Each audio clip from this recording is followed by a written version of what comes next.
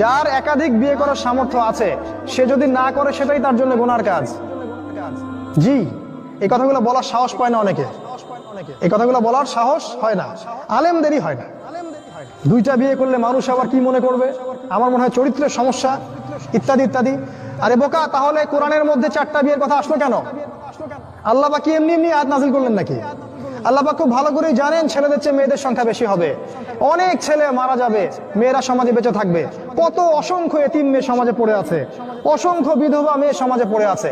ওদের দায়িত্ব নিতে হবে না? কে নিবে ওদের দায়িত্ব? যদি ছেলেরা দায়িত্ব না নেয় কে দায়িত্ব নেবে?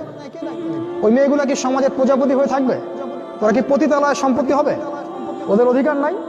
এখানে অধিকার দিলে আমরা চরিত্র খারাপ হয়ে যায়। আর এদের সাথে তোমরা সারা দেশে এবং বিশ্বে জেনা করে বেড়াচ্ছ, এগুলাতে চরিত্র খারাপ হয় না। একটা ছেলে বিয়ে করার পরেও 10টা মেয়ের সাথে পরকীয়া করে, এটাতে চরিত্র খারাপ